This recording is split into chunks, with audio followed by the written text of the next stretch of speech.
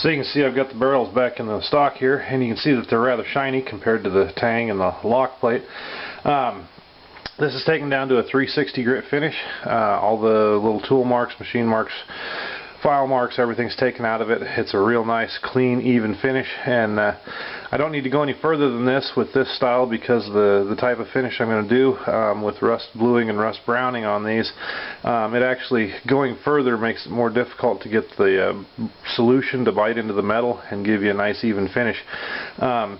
Now, of course, you can go further depending on the type of finish you want, and you can polish these clear out to get a commercial finish on them if that's what you want. But for the type of finish I'm doing on these, 360 is about where I need to stop. It'll give me the right look and the right texture, and it'll give me the good finish that the solution will work good with. So that's where I'm going to stop on the polishing metal, is at 360. So I'm moving on to doing other parts. I pulled the hammers off of these. You remember in earlier videos that the hammers, when I stretched them and hammered them out and whatnot, all I did was just rough file them so that they were cleaned up enough to be workable while I was doing the regulation and stuff. I didn't actually stop and clean them up properly. So that's what I'm moving on to next, is I'm going to start cleaning up the hammers and getting them polished up and shaped out properly. I've coated this barrel in oil, and I just use automatic transmission fluid, but you can buy like a hold agent from Brownells that keeps your metal from rusting while you're doing other work. I just use automatic transmission fluid. It's a great rust preventative, and it'll keep any surface rust from appearing on this while I'm working on the rest of it. But where I live, it's very high humidity during this time of the year, and if you don't coat these or oil them or something, surface rust will start to appear in less than 12 hours. So if you want to keep from having to redo things over and over again, it's good to oil these metal parts and keep them from rusting. So I'm going to set this aside, and I'll start working on these hammers, and I'll show you how I do that. So hammers, they're a bit tough to get a hold of. There's no real good way to clamp onto them, get them in the vise where you need them. There's always something that's kind of, in the way where you can't work on the whole thing evenly. So what I do is I take a dowel and drill a hole in it and just stick a screw through the hammer, and this allows me to work on pretty much everything except for the area directly around where the bolt goes through, and that's actually not a big deal because this area right around where the bolt goes through is you polish it as best you can, but the fact is when you tighten it down and tighten it onto the tumbler, it scratches it anyways underneath the bolt head. So that being scratched up, it's never going to be perfect anyways, because when you assemble it, it puts new scratches in it pretty much every time. But everything outside of that gets polished up on both sides, and you can see I'm working on this one. Got some of the polishing done, some of it not. The other one over here, I've pretty much got it polished down, other than taking it down through the final grits. It's pretty well shaped out, and you can see I've ran the neck down a little bit, narrowed it up, cut in a nice edge cut on it so that it even looks narrower than it actually is, and refined the shape of quite a bit on it to give it a real nice appearance. And that's what I'm doing with this one now, is cleaning it up to match.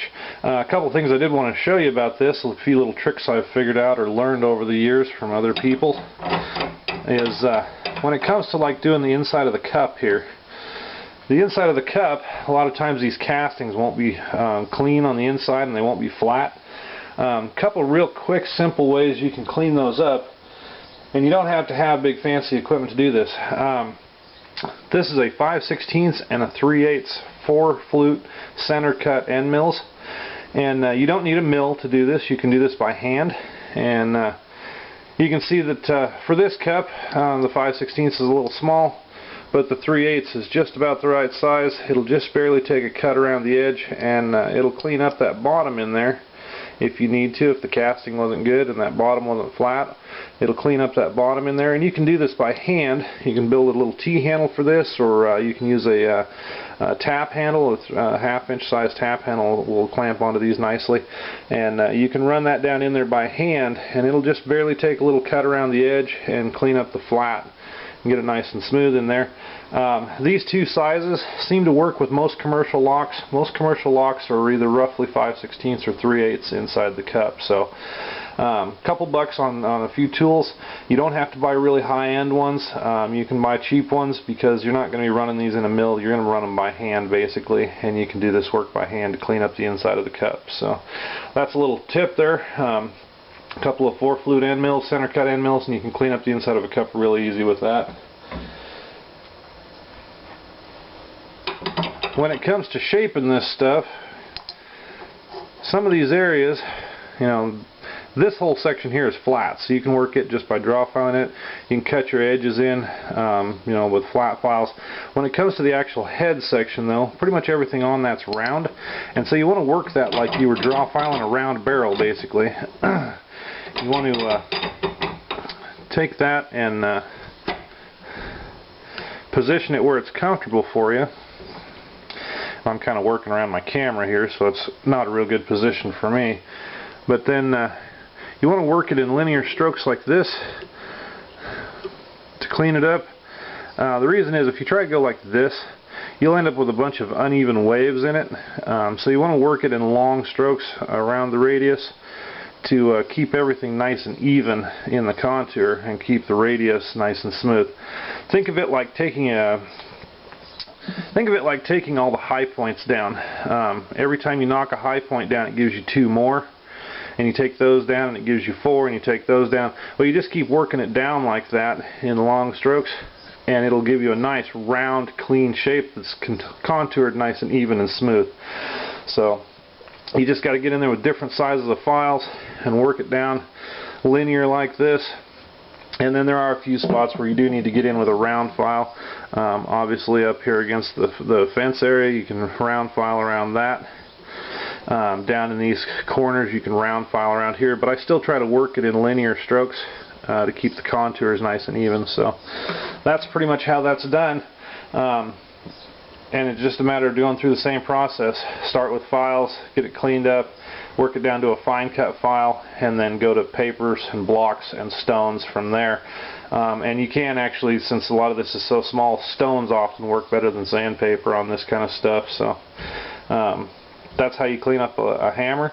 Once I get these hammers shaped and cleaned up, then I'll move on to doing the tang and lock work and stuff and getting them cleaned up. So I got the hammers all neatly polished up, so now I'm moving on to working on these tang and locks and the other metal parts that are inletted into wood. And if you remember back in some of the other videos, I had just taken these down to a rough cut file to where they were just a little proud of the wood, and brought everything down to where it was, you know, kind of close but not finished. And so what I'm doing now is I'm using a very fine cut file, and I'm just coming in and I'm basically draw filing this and just taking it down that little bit extra and getting rid of the rough cut file marks, and taking it down to the edge of the wood. And this will clean up the metal and get rid of the rough file marks and any machine or tool marks that are in it. And then when I start sanding, it'll sand wood and metal together right along these edges. And when I'm all done, if I do this right and I don't undercut the wood, everything should be perfectly smooth, and it shouldn't have any variation between the metal and the wood. It should basically just look like the metal the wood just grew around the metal, basically. Just takes a little time to do this, and a little bit of, you know, fine file work to clean all this up and get it all evened up. And then the rest of it is just basic sanding work, just like I did with the barrels. I'll go through the grits and I'll take this down with walnut, because it's an open grain, probably about 320 or 360. I went 360 on the metal, so I'll probably go 360 on the wood and metal here, so it's all an even finish. But walnut's such an open grain that when you sand it down, going past 360 is kind of redundant, because you've got to fill the grain in anyways and get all the open pores to close up, and 360 is actually a little past where the grain structure is on most walnut anyways. So 360 is a really good place to stop with walnut, and then you got to fill it when you do the finish work. So, but that's what I'll do, is I'll clean this up with some fine file work and then I'll come in and I'll do this on all the metal parts, the lock plates, the trigger guard, butt plate, all that. I'll clean all the rough file work up and get it down to a fine file, and then I'll start in with the sanding process on every piece, and I'll work it with the metal in place. When I get ready to do the lock plates, I'll take them out. I'll take all the internals out, so I just have the lock plate in here on each side, and just work the smooth surface on both of those, taking everything down to wood and metal as a smooth fit that way. So the other thing I've been doing is, as I work on these various parts, I've been replacing those temporary fit-up screws with the finished screws, and timing them to run in line with the bores so that they're timed out. And I guess I should explain this. By timed out, what I mean is that the slot runs parallel to the bore line on all my screws and everywhere in the gun basically. And what I've done is countersunk these and used up here on this top one I used an oval head so that I'd get the nice dome shape, and then down here I used a flat. And so what I'm doing now is same thing. I filed them off to shape, and then I'm coming in with a finer cut file and cleaning everything up and working all these edges down and trying to maintain that shape. And I'll do the same thing back here.